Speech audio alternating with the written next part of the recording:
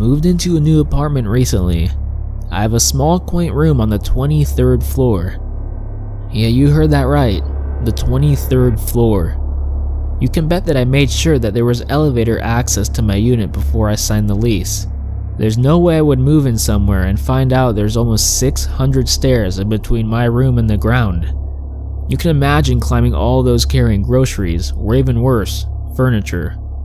I'd probably have a heart attack or something. The one thing though, is the elevator at my apartment building is really old. It's pretty much as old as you can find an elevator that still operates. Right as I first came over to check out the apartment, I had to climb all the stairs because the elevator was closed for maintenance. But the first time I used it was totally disconcerting. First of all, it's slow, and I could probably climb faster than it ascends.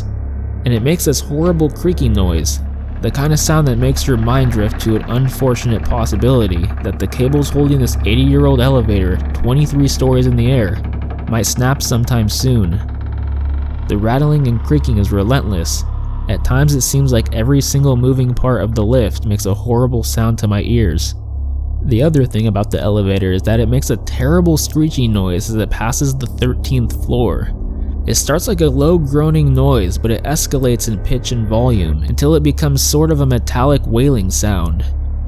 The first time I heard it, I swear I heard the cry of a child within the screeching. All in all, the elevator does not strike me as the safest or most reliable piece of machinery, but it's better than walking up all those stairs. The first time there was an incident with the elevator was one day when I was leaving my apartment to go to the hardware store. As I was traveling downwards, the door opened up, and a woman and her son walked into the elevator with me. So far it's pretty normal. It would be weird if I went down 23 stories without someone else getting on the elevator. The woman swiftly moved into the corner of the elevator, opposite myself, and pulled her son in with her. The boy, being curious, as many children are his age, began pushing the buttons on the elevator, delighting in how they started glowing when he pushed them. He pressed his hand on the control panel, sweeping this way and that across the wall of the elevator. Within seconds he had lit up every single button on display.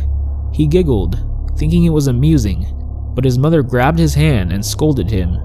Suddenly, as if it were a response to the child's innocent meddling, the elevator screeched like it always does passing the 13th floor. I was confused by that. The two other passengers had gone to the 20th floor, far above the part where the screech usually happens. The mother flinched at the sudden noise, but her kids seemed to be unfazed. Then the lights started to flicker. This was getting too ominous for me, and I started to feel uneasy. What if the kid swiping all of those elevator buttons caused some malfunction in the elevator? Who even knew when the last time this thing got inspected was? The creepy vibe I was getting from the elevator, combined with the fact that it was due for a stop at every floor, made me hop off the next time the door popped open, and I took the stairs the rest of the way down. But it wasn't much later until that elevator really creeped me out. I think it was barely a week, in fact.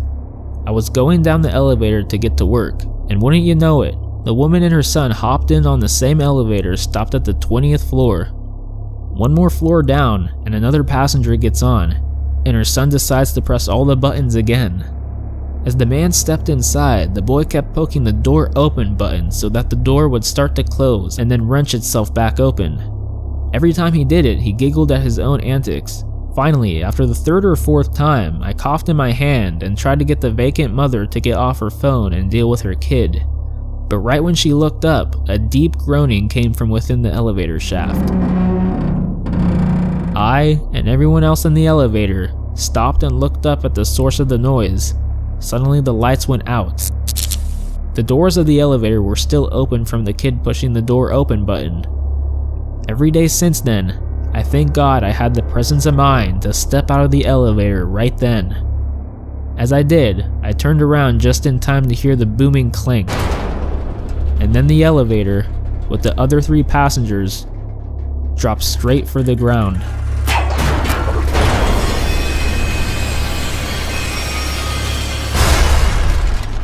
I was only aware of the screaming noise made by the elevator as it dropped along the shaft.